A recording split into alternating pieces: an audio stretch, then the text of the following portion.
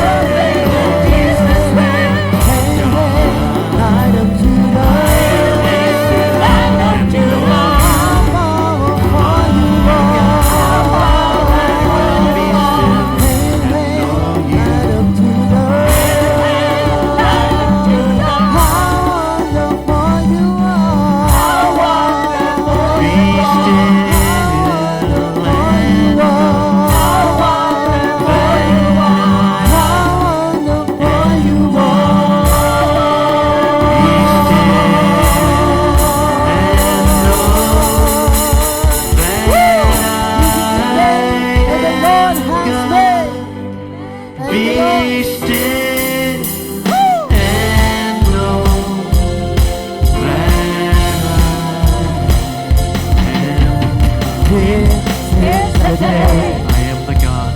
that the Lord has made. The We'll rejoice, celebrate. Oh yeah. This is the day that the Lord has made. I will rejoice, celebrate. This is the day that the Lord has made. I will rejoice, celebrate. Oh, this is the day Isaiah 43 that the verse 1. Lord has made. I will Don't be rejoice, afraid. I will rejoice Demons. and celebrate. You are mine. He goes before When you go through the deep He goes waters, before me. He walks beside me. they will not overwhelm you. They will not He drown. lives within me. And when you go through the fire of affliction, of my soul, flames will not consume you. He's my defender. Not be He's my burned. defender. For I am the Lord your God, the He's my Holy One of provider. He's overflowing mercy, brand new every day. Oh, oh, Too big is the day that God that cannot the handle. Lord has made. Maybe a storm in your I business, will rejoice, celebrate. a storm of disease It's the day raging in your body. that the Lord has I want you to hear these words. I will rejoice, I will rejoice and celebrate. He goes before me, He goes before me. Peace. He goes before me. He walks beside me. He walks beside me. He lives within me. He is the lover of my soul. He's my When the defender. oceans He's my defender. He's my and the provider. thunders roll, He's my provider. He's I will overflowing soar mercy. with Brand new every day. the storm. Father, you are It's the day that the Lord has made. I will rejoice,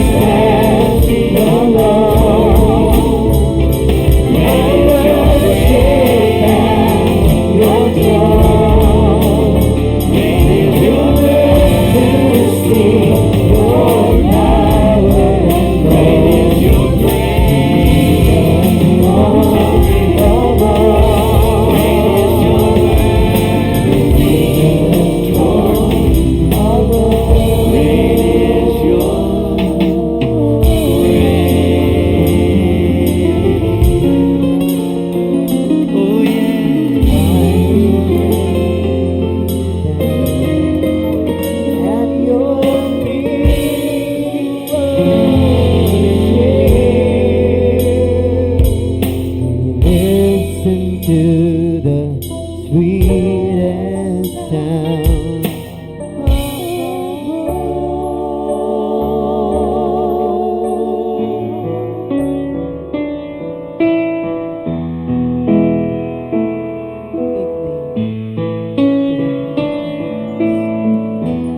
Sing it, Rachel. My Jesus, my Savior, Lord, there is none like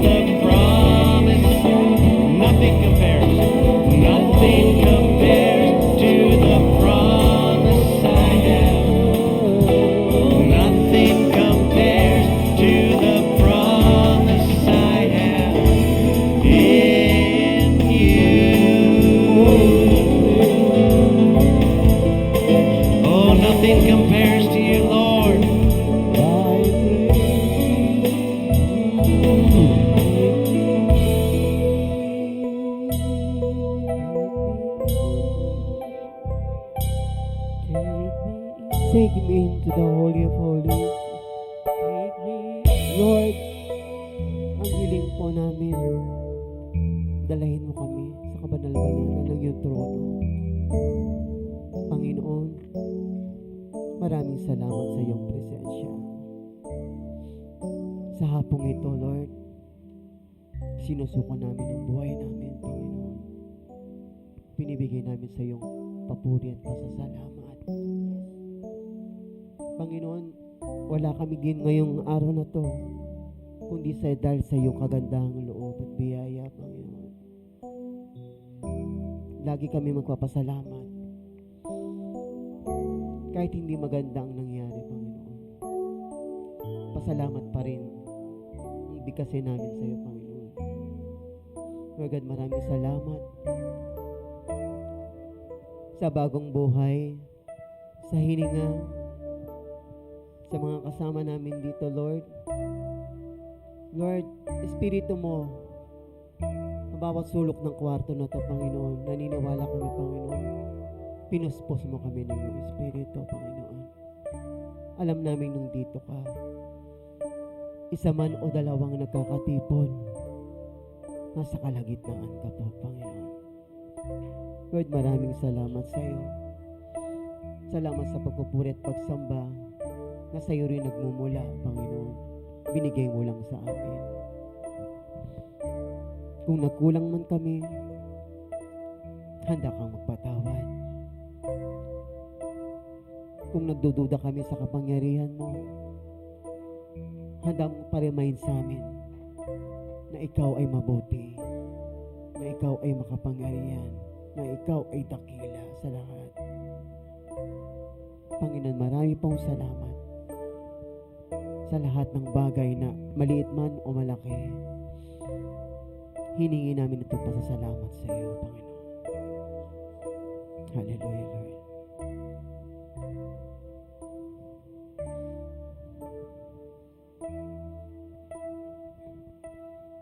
Take me into the holy of holies. Take me in by the blood of the Lamb. Take me into the holy of holies. Take the cold, cleanse my lips. Here I am. Once again, take me in.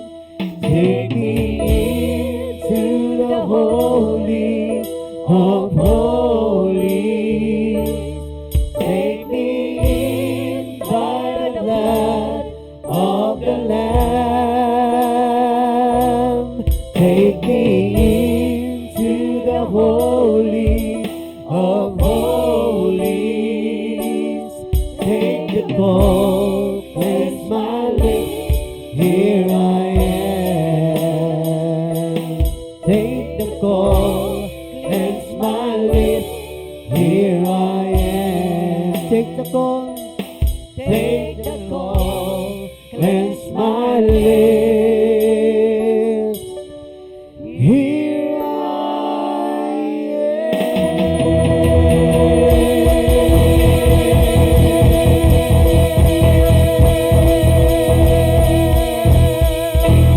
Woo!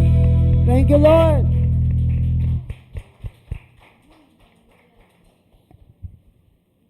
Salamat. Mag-bless po ba tayo sa lahat ng ating mga kinanta? Yan, ibigay natin sa mga kapatira na namimigati. Bigyan natin ng magandang vibes. Mag-encouragement, right word, encouragement.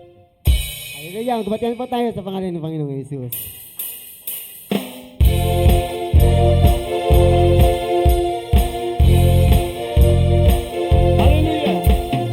This is the day that the Lord has made. I will rejoice and celebrate. Oh, no. This is the day that the Lord has made. I will rejoice and celebrate. He goes before me. He goes before me. He was beside me. He was beside me. He was within me. He's the lover of my soul. He's my defender. He's my defender. He's my provider. He's my provider. He's overflowing mercy and brand new every day. This is the day that the Lord has made.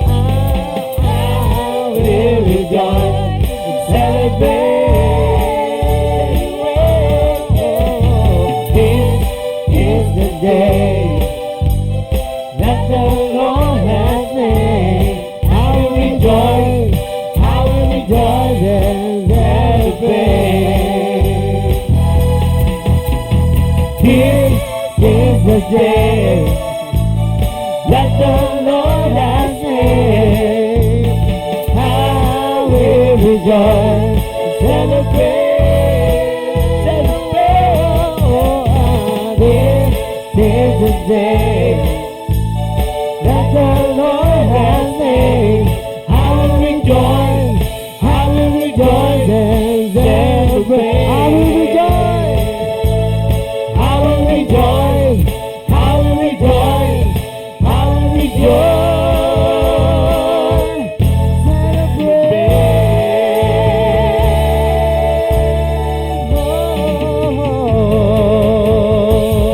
This is the day that the Lord has made. Praise the Lord. To God be the glory.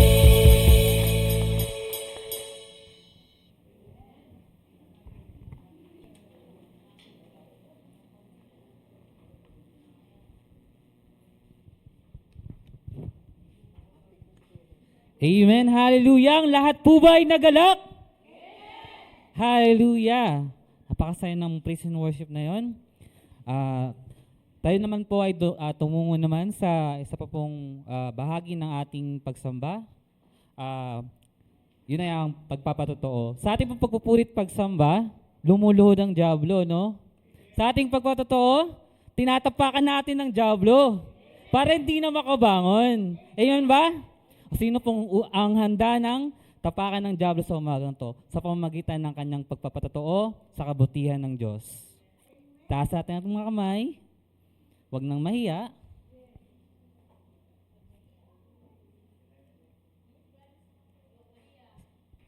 Huwag na po kayong mahiya.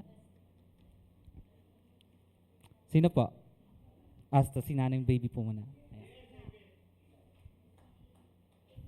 Thank you kay Lord. Salamat. Nakarating tayo lahat dito. Kahit masama ang panahon, pero narito pa rin tayo. Kaya thank you kay Lord talaga naman yung binibigay na kalakasan sa bawat isa sa atin. No, napakasarap. Talaga naman napakasarap talaga. Yung ginagawa sa buhay natin, no? May sasabihin mo, dapat ba akong pagkatiwalaan mo? Natatanong ko po yun eh. Pero talagang napakabuti talaga ni Lord. No? Yung po, kasi ang sarap talaga eh. Hindi, yung bang matatapos ang Sunday, yung schedule mo, inaano mo na. Sabi ko, Lord, kalooban mo mangyari. Hindi ka napapagod. Ang sarap. Hindi ka nagugutom. Hindi ka, kahit maliligo ka sa ulan, yung gabi na, masarap pa rin. Totoo po yan. Di ba? Oh, grabe talaga. Iba talaga. Kaya lalo ka naman pinalalakas, ano? Ang talang nung araw, hindi ako makalakad. Biyaya ng Panginoon. Nung ako'y magkasakit, di ako makalakad. Pero talaga ngayon talaga, oh grabe talaga. Oh sarap-sarap talaga. Napakabuti ng Panginoong Jesucristo sa buhay ng bawat isa sa atin. Ano? Wala siyang katulad. Walang hihigit at walang papantay. Kaya thank you kay Lord. Sa Diyos po ang papuri.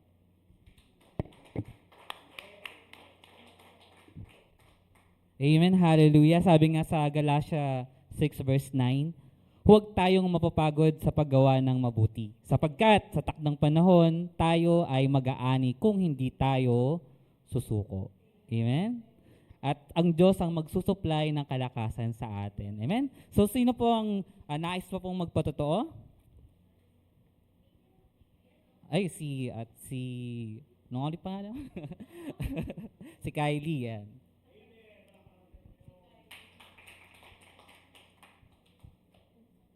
Magandang hapon po sa inyong lahat. Gusto ko po magpasalamat sa Panginoon kasi last week po, nilagnat po kami. Halos buong pamilya po namin nagkaroon ng lagnat. Pero praise God po kasi nakapasok pa po ako noon. Then wala naman po akong na-miss na lesson or what. And praise God po kasi may pinag-pray din po ako nila Teacher Vec, ng mga teachers, ganyan. And gumaling na din po ako. And gumaling na din po sa hika yung kapatid ko. Second po, nagpapasalamat po ako kay Lord kasi etong week po na to, parang 2 weeks po kami lunod sa mga gawain. Tapos sobrang stress na stress ako kasi hindi ko alam yung uunahin ko kasi sobrang dami po talaga. Tapos dumating ako sa point na iniiyakan ko na yung ginagawa ko kasi sunod-sunod na yung mga deadline, ganyan. Tapos yung binigay na verse sa akin ni Lord, yung John 14:27. Sabi dito, ang kapayapaan na iniiwan ko sa inyo, ang aking kapayapaan na ibinibigay ko sa inyo, hindi gaya ng ibinibigay ng sanlibutan. Huwag magulumihanan ng inyong puso ni matakot man. Sa English version po, ang sinabi dito, let not your heart be troubled. Tapos sabi ko, bakit nga ba ako nababagabag? Si Lord nga, ginagabayan nga ako ni Lord.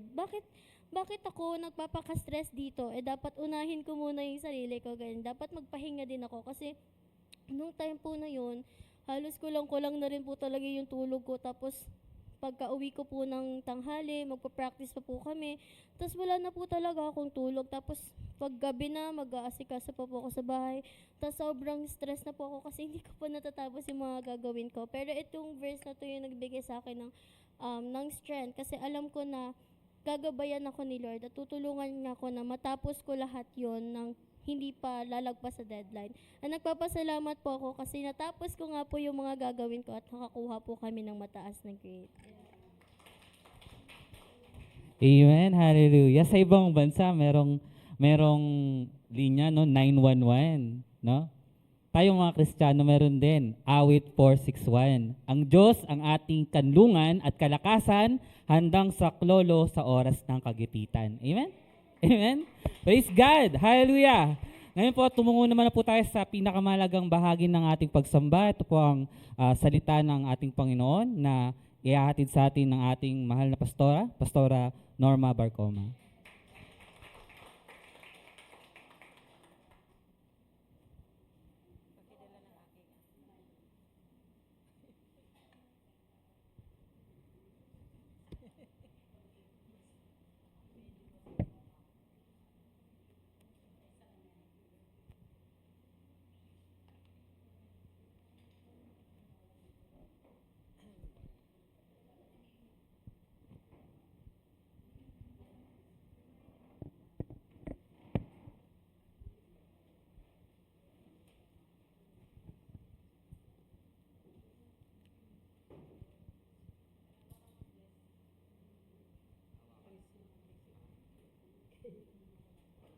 Amen. Salamat sa ating Diyos na pinaglilingkuran.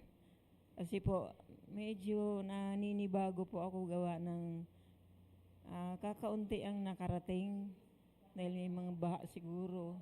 Yung mga nakausap ko noong isang araw, aattend daw. Hindi ko ngayon nakita. Kasi naiintindihan naman natin yung kalagayan nila. At yung mga nandito malalakas ang loob sumuong sa anumang mga sitwasyon ng bagyo ng buhay. Hindi naman natin masasabing na ang makapagtitiis hanggang wakas, sabi ng Bible, pero hindi doon tumutukoy na yung mga ganong pananalita. At ang ipagpapasalamat natin sa Panginoon, kahit ganito po yung weather, nandito tayo, sobra po tayo sa 3, sa 10, si Lord nagagalak ng puso niya dahil sabi ni Lord, kahit ang mga anak ko may mga matitinding ulan, baha, nandito sila. Amen mga kapatid. So bago po ako mag-share ng salita ng Diyos, gusto ko po muna mag-testimony. Napansin ninyo, hindi po ako normal kumilos yung aking kamay kasi kahapon, pagaling ko rito sa opisina, alam po naman ninyo na sa church ako yung tatay, akong worker, akong parang nanay. At pag mag-anniversary na, kasi anniversary po sa 26, hindi maalis sa isip ko na kailangan bago ako umuwi, mabili ko yung mga ganito ko. At malis po ako dito sa office kagabi. At dadaan po ako sa Pote para bumili ng bawang sibuyas, bitsin, yung mga ganong kailangan sa kusina. Pag baba ko po doon sa Pote, sa kabila, namalayan ko po binangga talaga ako. Nabangga niya ako, tapos nagulat ako kasi yung bumangga sa akin, siya po yung natumba, pati yung sasakyan niya. Inimbis ako ang magalit, naawa po ako doon kasi siya yung pakiramdam ko, siya yung parang halos nasaktan. Pati sasakyan niya bumagsak. Naisip ko nung time na yon, may pumasok sa isip ko na, kunin mo yung pagkakataon para mayroon kang panggastos. Totoo po yan. Pumasok sa isip ko kasi napapanood ko ba sa sa Facebook na yung mga ganung pangyayari sinasamantala ng mga taong walang takot sa Diyos para napanood na po ninyo yan. So, pumasok din po yun sa isip ko. Kaya lang, naalala ko naman yung pamangkin ko kasi yung pamangkin ko nung nakarambuan, nung siya po'y nasagi, ang talsik niya pa kanan. Yung nakasagi sa kanya, tumalsik siyang pa kaliwa. Ang nangyari, pagtalsik niyang pa kaliwa, yung ragasa nung sasakyan ng jeep at saka nung kotse, nabiyak po yung kanyang ulo. Totally namatay po yun. At nagkaroon ng konting sa pamangkin ko, kasi hindi naman yung pamangkin ko ang nakapatay sa kanya, kundi yung pagbagsak niya sa kaliwa, nasagasaan po siya ng jeep at saka ibang sasakyan. Kaya yung sumagi sa kanya, siyang namatay. Nung time na naalala ko din yung pangyayaring yun. Kaya nagpasalamat ako sa Panginoon kasi yung bumangga sa akin, yung nakabangga sa akin, siya po yung natumba. Ako nakatayo na nakamasid sa kanya. Buti na lang walang rumagasa ang sasakyan. Kasi di pa ako diba, bago ka makarating sa kabila, mayroon naman ng line. Di pa ako nakakapunta doon, bumangga na siya sa akin. Kaya may mali siya. At pinag-alipunpunan po kami ng mga, siyempre may pulis po doon, mga tambay. Alam mo naman yung mga tambay, mayroon niyang mga ibang kaisipan. Kaya sabi ko, nakikiusap po ako na wag na po kayong sumali. Kami na lang dalawa mag-usap. Umangat sila at sabi niya, magpadala ka pa rin sa ospital. Sabi ko, bahala na po kaming dalawa mag-usap. Sa taranta nung nanay, po ba yung bakit ka tatawid sa Sabi ko, bibili kasi ako ng ganito. Sa taranta niya, pakabangon niya, bumili siya ng bawang sibuyas, paminta. Kasi mamamalingki ako, sabi ko pang kusina, bawang, paminta, sibuyas, at saka asin. Bit-bit niya yun. Kakaunti lang naman, sabi ko, niisip ko sana dinamihan na. Natatawa ako na hindi ko maintindihan na awang-awa ako doon sa nakabangga sa akin. Pero itong kamay ko talagang bumaluktot yan. Umano yan, umangat yan. Ang sakit naman talaga, sabi ko, wag manamon niyo akong galawin. Hayaan niyo ako. Tapos hilari sila ng upuan, pinaupo ako. At habang ako'y nakaupo, ini-interview ako ng mga, sabi ko, wag na po kayong makisali, kami na ang bahala mag-usap dito kasi awang-awa ako baka bugbugin. Kaya Umalis na sila, iniwanan kami, pero nakamasid. Sabi, uy, magpa-hospital ka na. Sabi ko, hindi. Pero ano yan, laylay talaga yan at nakaangat yung paganyan. Kaya sabi ko, Panginoon, tulungan mo ko. Yung isip ko, ang pasalamat ko kay Lord kasi hindi siya nasagasaan. Baligtad, dapat ako yung matumba kasi ako yung binangga, pero siya yung bumagsak. Ako naman nakatayo, nakaganyan na kasi ang sakit-sakit na. Kaya yun po ang pinagpapasalamat ko sa Panginoon. Sa katarantahan niya, sabi niya, first time ko pong mangyari ito. Taga saan ka Nonoy? Kasi mga 29 years old pa lang siya eh. Sa tingin ko bata pa. Taga Maynila po ako. Naglalamove siya ng ano yan. Kaya naawa ako. Sabi ko, hindi na ako magpapa-hospital. Sabi niya, dalhin ko po kayo. Sabi ko, hindi. Sabi na ng mga tampay, magpadala ka na po. Sabi ko, hindi. Ay di, sabi niya, uuwi ka na po. Sabi ko, oo. Sige po, pag-grab na lang kita. Ay di, nagpag-grab na lang, kumuha siya ng grab. At ako'y hinatid ng grab sa bahay. Dala-dala ko yung mga bawang sibuyas. Na natatawa ako. Habang ako po'y papunta na sa bahay, ay siyempre ito po'y bakli. Isinampay ko doon sa upuan at unti-unti ko yung hinilot. Pagdating ko ng bahay, okay na po ako. May konting sugat yan, konti lang naman. Sabi ko, kaya ko na, kaya lang kahit paano medyo masama. At pagsakay ko ng grab, di talaga siya nakatiis, sinulugan akong 100. Pero siya nagbayad ng grab, siya nagbayad ng mga bawang at sibuyas. So yun po, sabi ko, Lord, salamat sa, kasi po, na siguro nawala ako sa aksidente kasi utak ko, kailangan kong gampanan, yung gampanin ko nga yung araw na ito, kasi siyempre, pastor's appreciation, inire-ready ko yung utak ko, inire-ready ko rin yung condition ko para doon sa Quezon Province sa Sunday, di siguro nawalan ako ng balance eh. Pero hindi naman kasi kung nawalan ako ng balance, bumalentong sana ako eh. Siya nga yung bumalentong. So, salamat sa Panginoon sa kanyang pag-iingat. At ngayon, nandito po ako sa harapan nyo para magbigay ng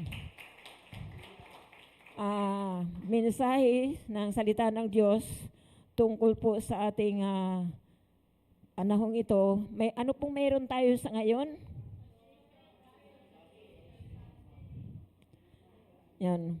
Pastor's Appreciation Sunday today. At sa buong October, Pastor's Appreciation, ipagpapatuloy po namin ito sa Sunday.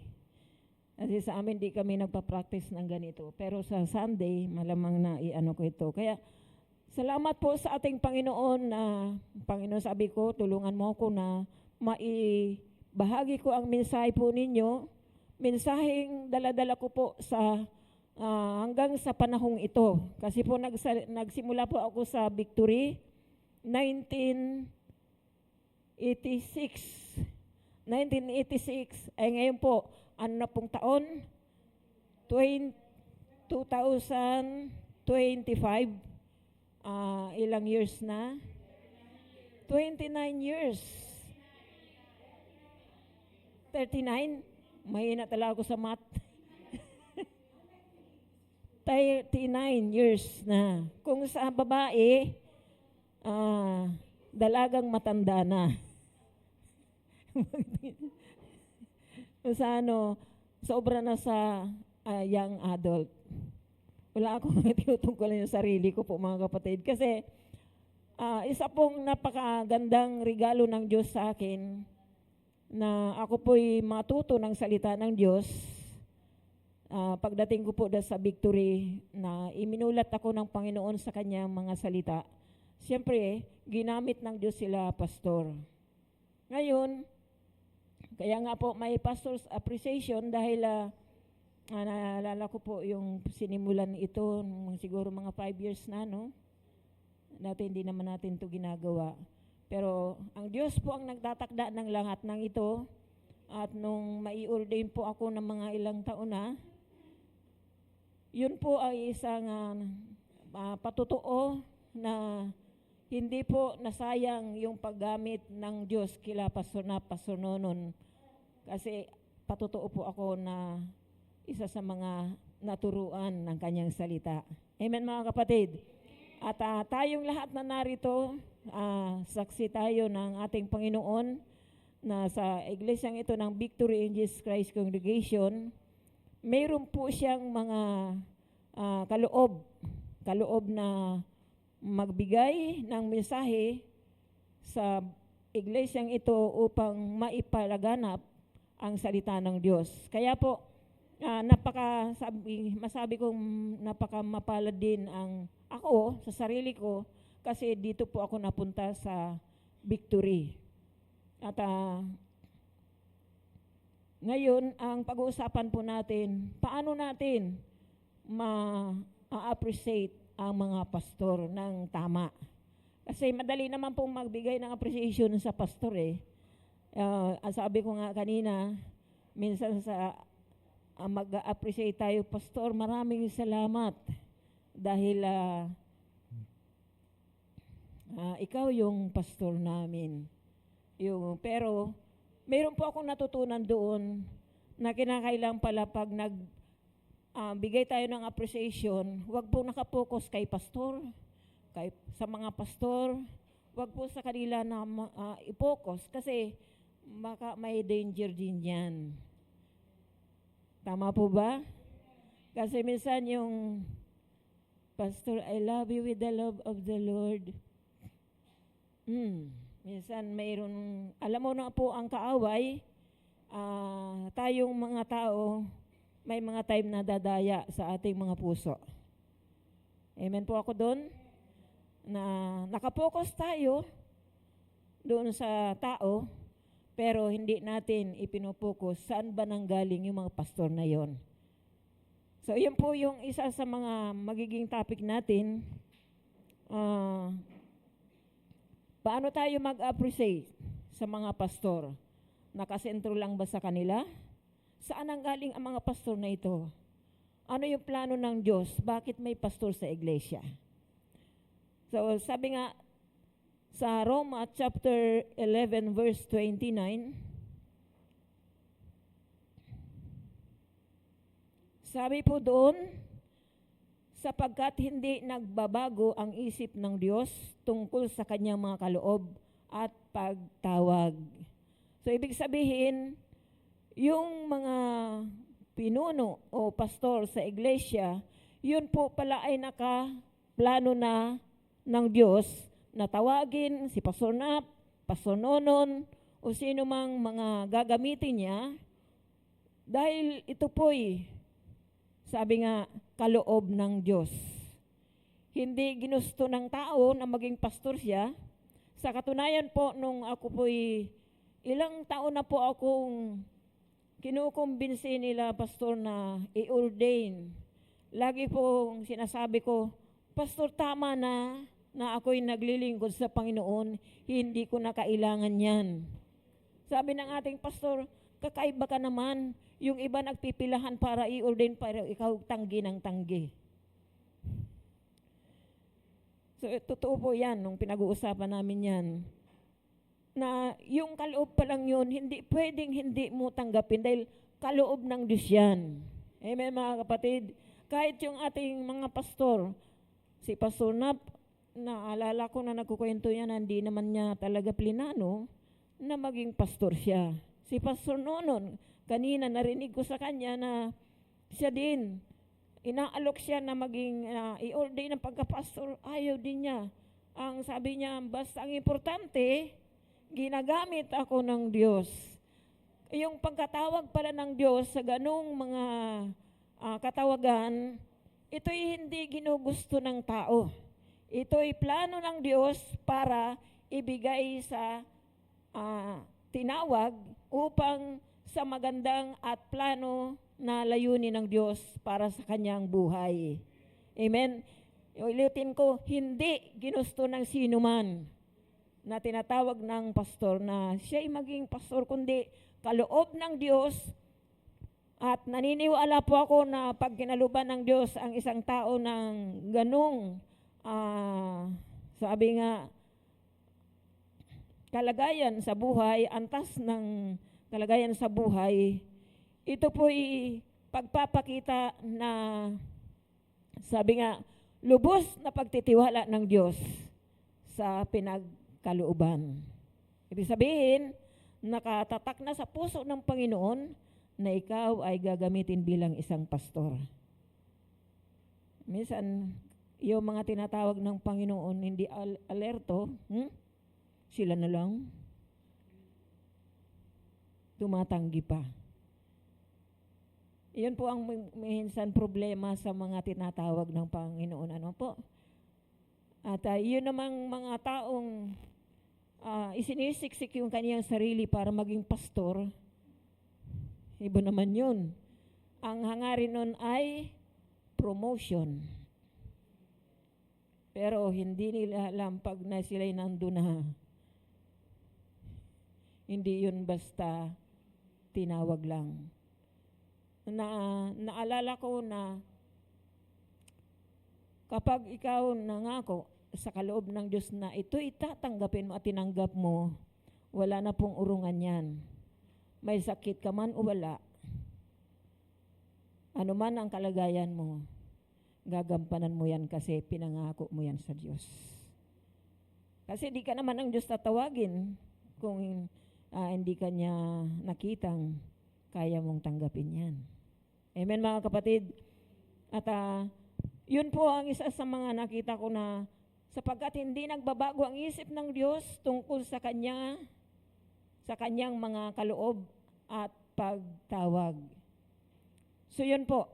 Kaya po, kung mapapansin po ninyo, yung layo ng Quezon Province, minsan sabi nila, Pastor, para ka lang napunta ng Baclaran to Alabang. Kasi po, pag kaloob ng Diyos yan sa isang tao, kaya mong tiisin, tagalan, o kahit may pagsubok problema, kahit mayroong kang sakit, gagampanan mo yan dahil alam mo, yung lubos magtitiwala mo sa Diyos na tutulungan ka, na yung gampanan na yun ng kaloob sa iyo ng Diyos, magagawa po ninyo. Ako po, namasdan ko po yun sa dalawa nating pastor, si Pastor Nab kahit hilo-hilo. Kahapon, napunta kami ng bandang Kila Saul, sa Nicolas, nahihilo po si Pastor. Pero pagdating po doon sa sumama pa rin siya at nung mangangaral na, nawala yung hilo niya. Sabi niya, nawala yung hilo ko. Kasi Pastor, yun ang pagkatawag sa iyo ng Diyos na mangaral ka. So yun po yung bilang kapatid niya, yun po yung encourage ko sa kanya. Kasi mas maganda naman po yung ganong, sana hindi ka na sumama. Yung ganon na yun.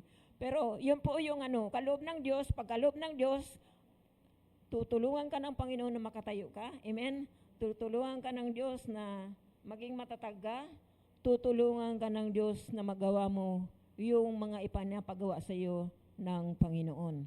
Kaya po, sa pag-appreciate natin sa ating mga pastor, ganun po yung maging thinking natin, yung pananaw natin sa isip natin na kaya sila naging pastor dahil yun po yung pagkatawag ng Diyos sa kanila. Amen mga kapatid. Pangalawa, sila'y regalo ng Diyos sa kanila, sa iglesia, sa Victory. Si Pastor Nonon, regalo po sila ng Diyos sa Victory in Jesus Christ Congregation upang may sa katuparan ang layunin at plano ng Diyos. Amen mga kapatid, na kahit anong mangyari, kahit pahinahin na dumarating po sila sa mga panahon na may karamdaman, kahinaan ng kanilang pisikal, emotional, pero hindi po nila iniiwanan ng kanilang gampanin sa iglesia. Dahil yun po yung pagkatawag ng Diyos sa kanila, sa mga pastor. Kaya po, sila ay regalo. Pag sinabing regalo, ang sarap kaya pag nakakatanggap ka ng regalo. Ano po? Amen. At yung regalo na yun, yung ibinigay sa iyo, yun ang magsisilbing paalala na mahal ka ng Diyos. Amen mga kapatid? Kaya ang victory, mahal po ng Diyos. Hindi ko kayang isa-isahin kasi po, sabi ko nga sa inyo, nagsimula po ako sa victory 1986. 1986, ngayon po, 2025 na, pag si Pastor nagsabi na may mga schedule kami, bumababa ako dahil yung respeto sa kanila, respeto sa aming mga ginagawa, hindi dahil sa kanila, ginagawa ko po ito dahil kay Lord. Sa kanyang salita, dahil yung salita niya, napaka mabisa. Ngayon, paano ba nagiging mabisa ang salita ng Diyos sa atin?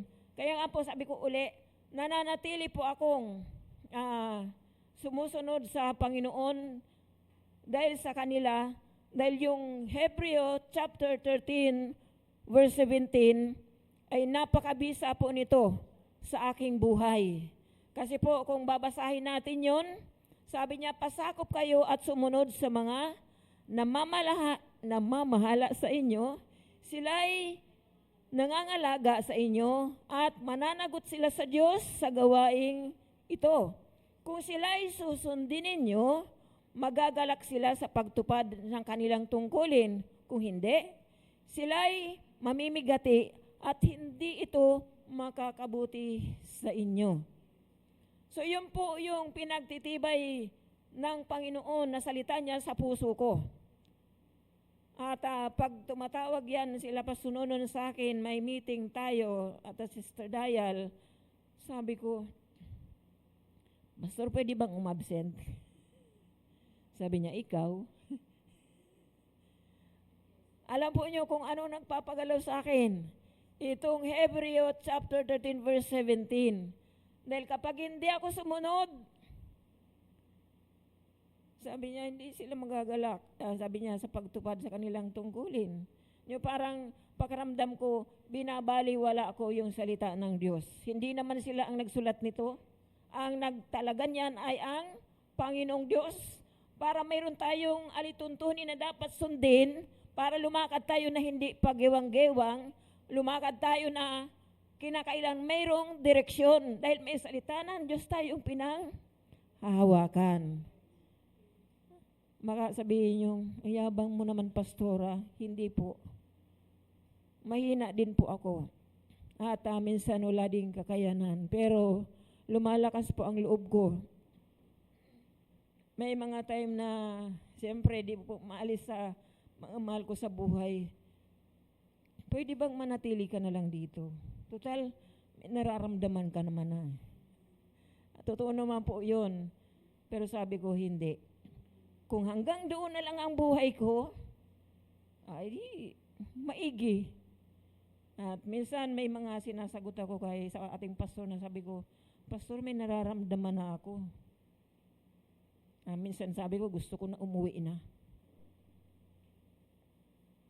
Totoo po yan. Pero kapag naalala ko nga po ang salita ng Diyos, yung aking pinanghahawakan, sige po, bababa na po ako. So yun po yung, kung hindi dahil sa Panginoon, at yun po yung nakikita ko, kaya nagagawa akong magrespeto sa kanila dahil kay Jesus, ng ating Panginoong Jesus, at sa kanyang salita na nagbibigay sa akin para ako umusad. Amen mga kapatid? At yun po naman ang dapat talaga nating tingnan.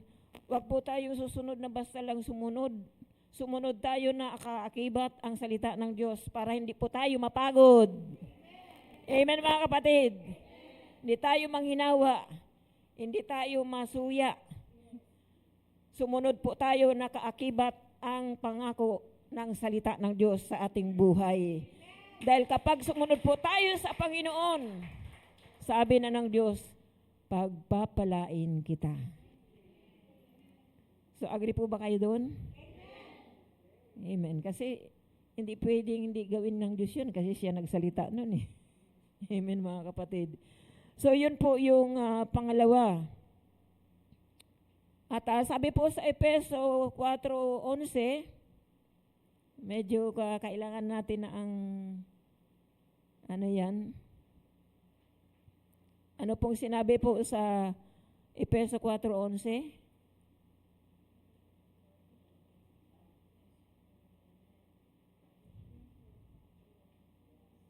Para po yung ating mga sinasabi nakaugnay po sa salita ng Diyos, amen? At hindi po tayo parang nag-aaral lang ng basta, pero kailangan po nakaugnay po yan sa salita ng Diyos. Ano pong sinabi po doon?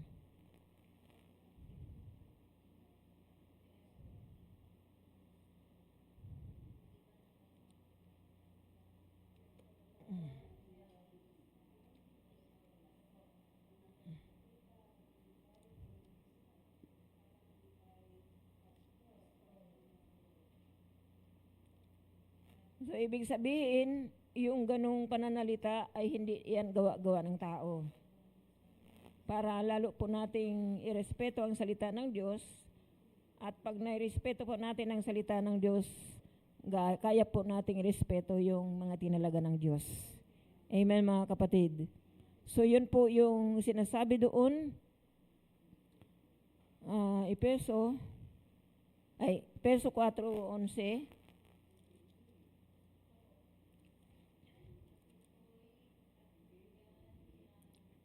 Sabi nga dyan, at binigyan niya ang ilan na kaloob upang maging mga apostol, ang iba ay na may mga propeta, ang iba na may mga ebanghelista, at ang iba ay mga pastor at mga guro.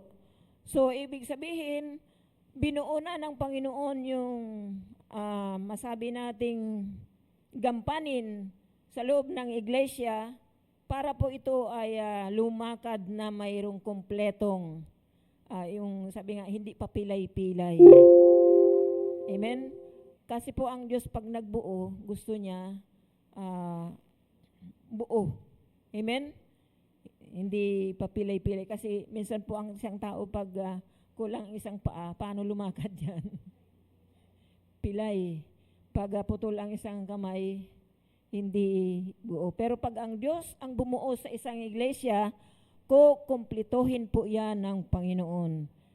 Kaya sa Diyos, walang imposible, walang mahirap. Kaya niyang gawin ang lahat ng bagay na ninanais niya.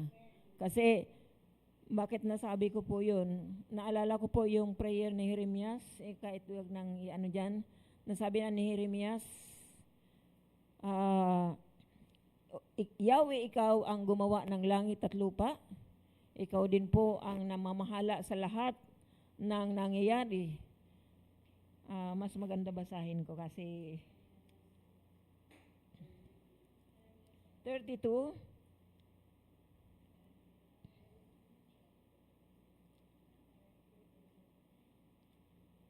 Verse 16 ay 17.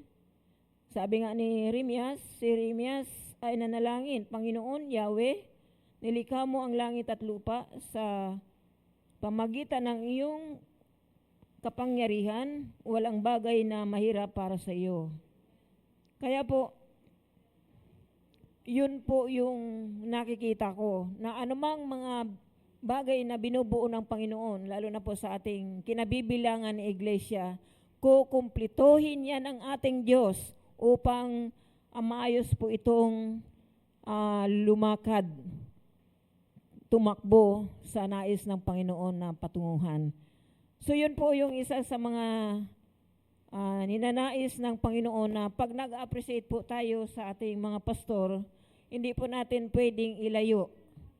Kinakailangan kaakibat lagi natin ang ating mga pastor dahil sila po yung pinagkalooban ng Panginoon para bigyan po ng maayos na pamamahala ang iglesia. Amen, mga kapatid? Amen. So, ang sunod sa Jeremias 3:15.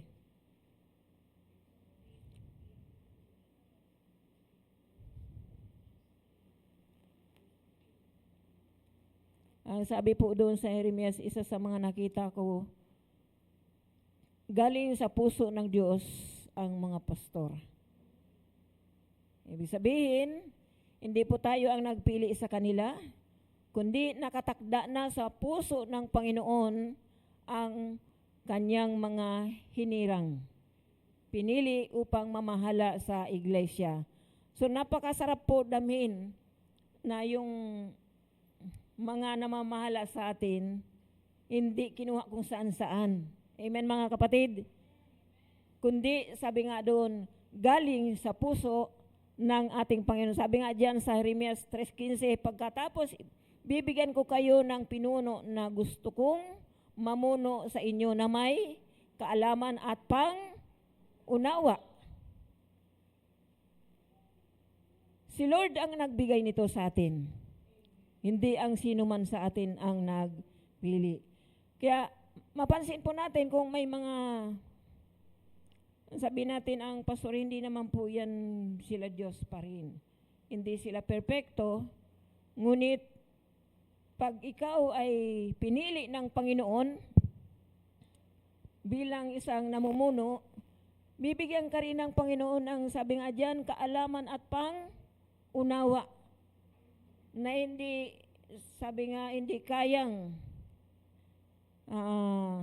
kasi minsan may mga bagay na gusto nating baguhin ang buhay ng pastor. Ano po?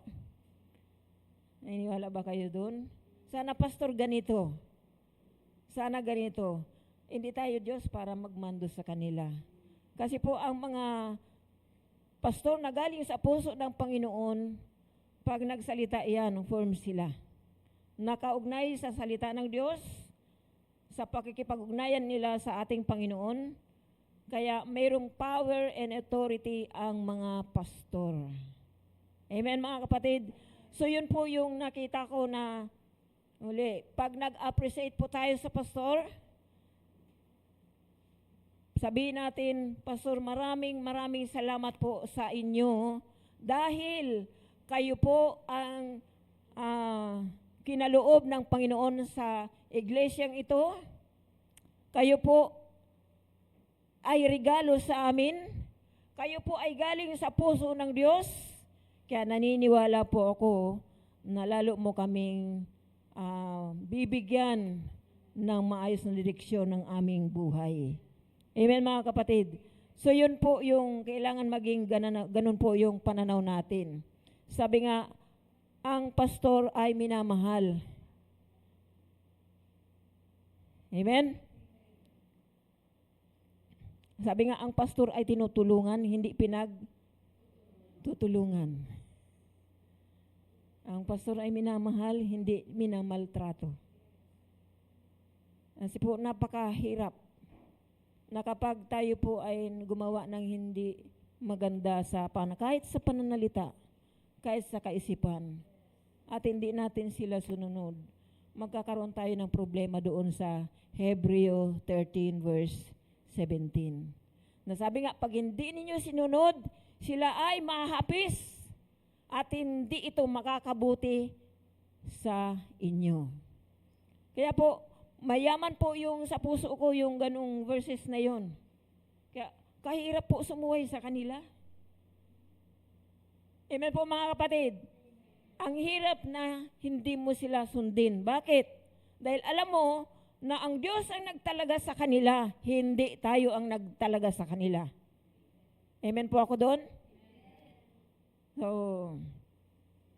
ngayon, punta na po tayo sa paano ba natin ma-appreciate, mabigyan ng appreciation ang ating mga pastor. Sa pamagitan lamang ba ng pagbibigay ng mga bagay? Sa pamagitan lang ba ng, uy, ang pugi mo naman pastor? Yun po ba ang ibig sabihin nun? Uy, ang gwapo mo naman. So, kung ano yung makikita mo. Pero ang nakita ko dito, isa sa mga ikinagagalak ng pastor at ma-appreciate nila yung iyong ginagawa kapag, sabi nga doon, pagpapasakop at pag sunod. Babalik pa rin tayo sa Hebrews 13:17 kasi yun po yung pinakang teksto natin. Maliwanag po yun yung sinasabi diyan. Pag sumunod tayo sa anumang mga alutuntunin na ipinagkaloob sa kanila ng Panginoon, sabi nga doon, sila'y magagalak sa kanilang tungkulin. Magagalak sila lalo na magpagamit sa Panginoon. Huwag na po nating tingnan yung kanilang mga kahinaan, yung kanilang mga kamalian, dahil kung mayroon man silang ganun, hindi naman tayo ang magsusulit doon, kundi sila din. Amen mga kapatid? Pero naniniwala po ako na pag tinawag ka ng Panginoon, ang mag-iingat talaga sa iyo ay ang Diyos. Ang magpuproteksyon sa iyo ang Diyos. Ang magbibigay sa iyo ng suporta, ang Diyos pa rin. Kasama tayo doon. Amen mga kapatid? So, sabi, by supporting them. So, suporta tayo. Kasama po ako doon.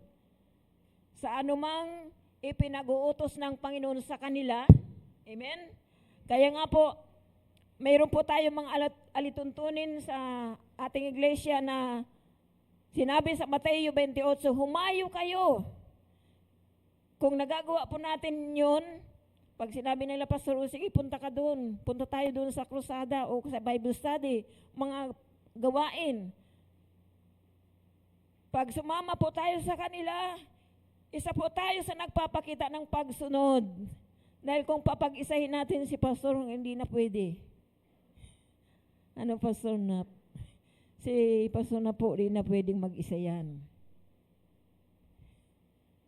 Kasi siyempre, pare-pareho na kami tumatanda na.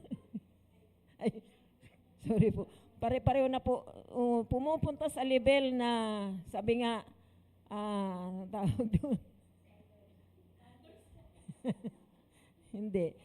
Kasi po, yung kakayanan ba ng pisikal ng tao, yung hangganan ng pisikal ng tao, hindi laging baby, kundi, hindi naman si ate baby. So, yun po yung tinutukoy ko po doon. Pero mas masaya pag madaming humahayo, mas masaya ang kalooban ng Diyos pag daming sumasagawa at pag yan dinala niya sa church, lalong nagagalak ang ating Panginoon. Amen mga kapatid.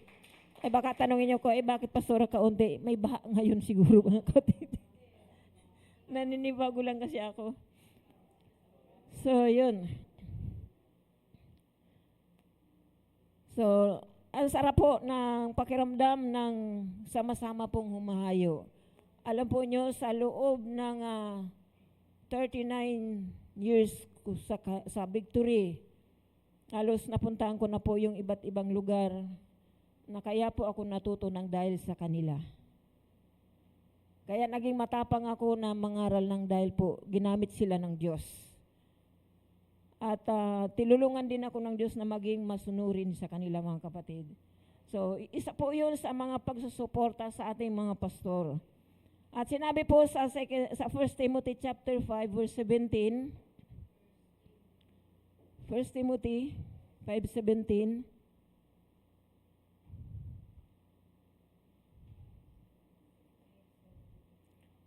ano pong nakalagay dyan? Sabi nga dyan, ang mga namumuno sa iglesia na naglilingkod ng mabuti ay dapat bigyan ng nararapat na sahod. May sahod po ba ang mga pastor natin? Allowance po yan. Dahil ang sahod sa panahon nating ito ay mga worth 18,000. Kasi ang katulong ngayon, 10,000. Amen? Yung mga katulong 10,000 na kababaan ngayon.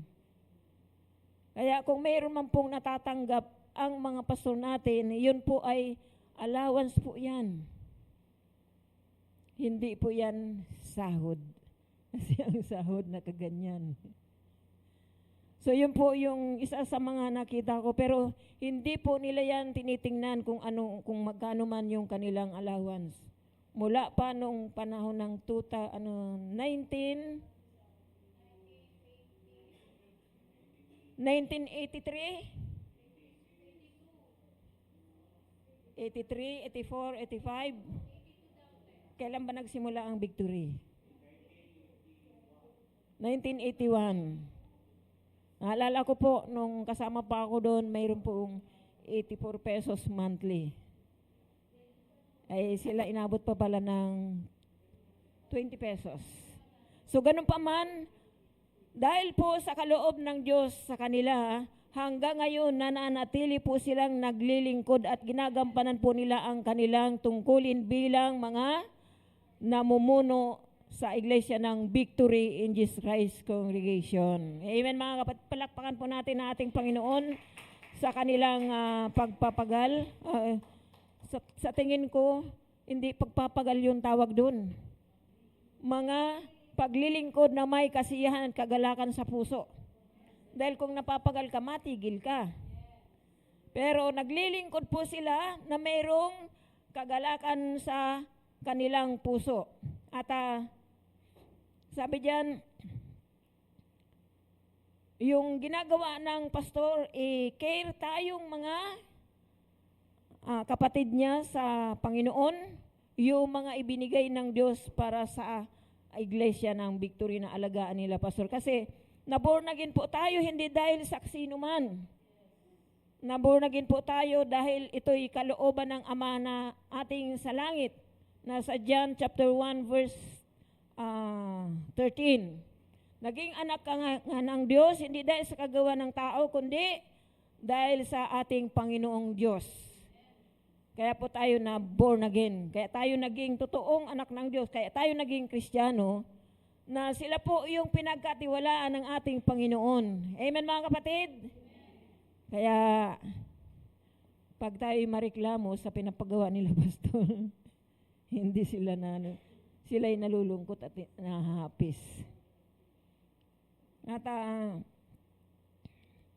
sabi po sa Galatia 6, para makita po natin kung gaano po ano po ang bahagi natin doon sa Galatia 6:6.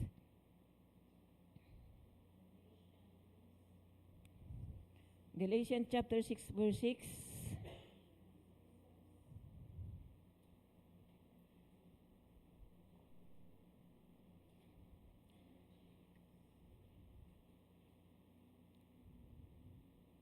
Maganda po siguro sinusulat natin para ano.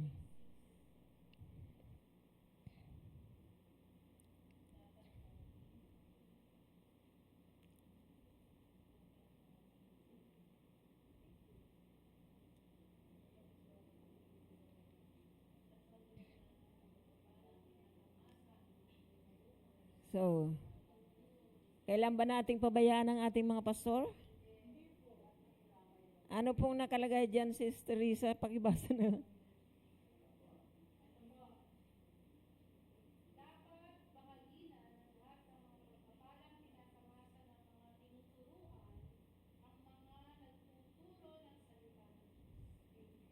Amen. Sino po yung dapat baginan? Yung mga nagtuturo ng salita ng Diyos. Sino po yun? Yung mga pastor natin. Hindi naman po sila nanghihingi, di po ba? Ang nagsasabi dyan salita ng Diyos, na sabi, ang mga tinuturuan ng salita ng Diyos ay dapat na tumulong at magbigay ng sa mga nagtuturo sa kanila. Hindi po yung sinasabi nila, pastor, kundi sinasabi po yan ng Galatia chapter 6 verse 6. Meron po ba tayong pwedeng sabihin tungkol kila pastor tungkol dyan? Wala. Dahil hindi naman po silang nagsabi nito. Ang nagsabi nito ay ang salita ng Diyos. Kaya po, wala po silang dapat alalahanin kasi hindi naman po silang nagsabi nito. Ang nagsabi nito, ang Galatia chapter 6 verse 6. Amen mga kapatid? Na sa atin yan kung paano po tayo tumugon sa salita ng Diyos. Kaya napapag-usapan po natin ito dahil today is Pastor's Appreciation Day. Amen mga kapatid. At mayroon pa po tayong babasahin para nasa ano po tayo sa Corinto, 1 Corinthians, hindi ako nagkakamali, chapter 9 verse 14.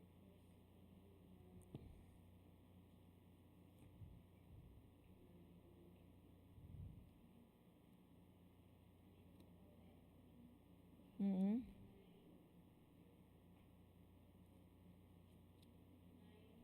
14. Tama.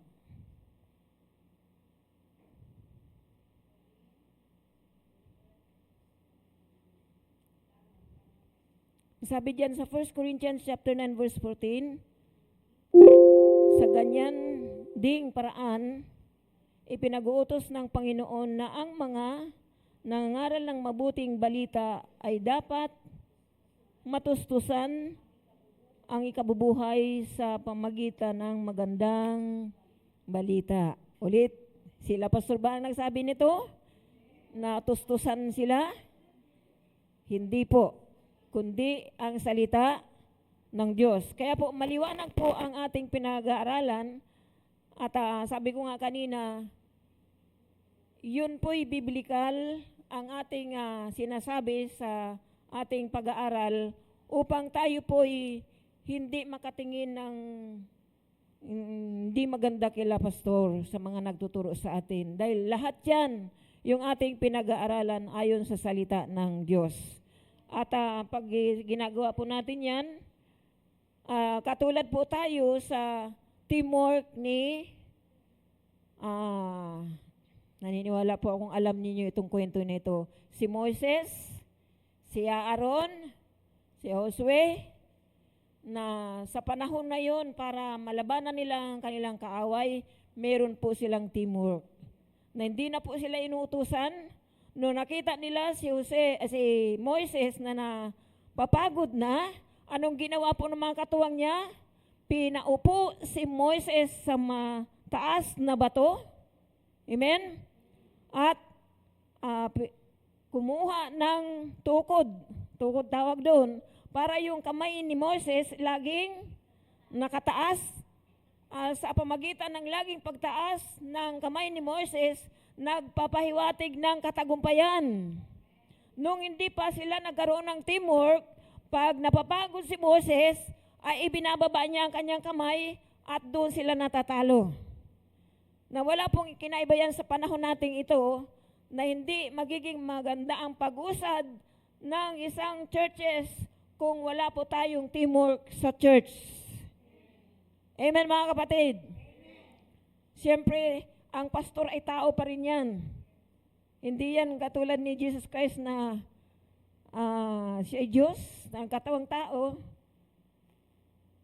na kahit pinatay na, kapapatayin na, sabi pa rin ng ating Panginoong Yesus, Ama ko, patawarin mo sila sapagkat hindi nila alam ang kanilang ginagawa. So iba po yung tungkulin ng Panginoong Yesus, iba po yung tungkulin ng mga tinawag ng Panginoon bilang mga pastor. Pero binibigyan tayo ng Diyos ng mga ideya so paano tumakbo ng maayos ang church, kailangan mayroong teamwork. Siyempre, ang nangunguna nung panahon na si Moses at ang mga tagasunod ni Moses, mga manggagawa niya, si Aaron, si Josue, at saka yung ibang mga kasama niya. Tayo din po sa panahon natin ito, na alam ko po na naunawaan ninyo yung aking sinishare. Amen? Naunawaan natin yung mensahe sa panahon ito dahil ang panahon natin ay sabi ko nga, nagpapahiwatig na ang Panginoon ay nalalapit na. Gusto ng Panginoon, pare-pareho tayong aktibo na sumusunod, gumagawa, nagsasakatuparan ng kanyang salita upang walang maiwan kahit isa. Sama-sama po tayo na kukunin ng Panginoon at isasama niya tayo sa kanyang piling. Yun po ang nais ng Panginoon kasi naniniwala po ako na magkakaroon ng katuparan yung sinabi ng Panginoon. Likhain natin ang tao ayon sa ating wangis at maging kalarawan natin sila. Yung wangis, makita mo yung kanyang kalooban na nagre-replika yan sa kanyang panlabas na buhay. Katulad yung larawan, siyempre po ang larawan, makikita mo. Yung katulad ng picture, makikita sa atin yung pagiging kawangis ng ating Panginoong Yesus. At kapag siya po ang ating sinundan, naniniwala po ako na lahat tayo ay makakarating sa kanyang layunin at plano sa kaharian ng langit. Sa Diyos po ang kapurihan, at yun po ang ating pagsikapan na gawin, ang Hebreo chapter 13 verse 17. Tayo pong lahat tayo tumayo.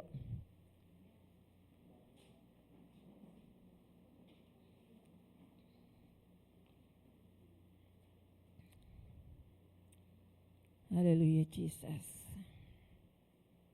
Ito po yung panahon, Panginoon, na pag nilay-nilayin po namin ang iyong kabutihan sa Iglesia ng Victory, na kung paano po ninyo binigyan ng, sabi mo nga, Panginoon,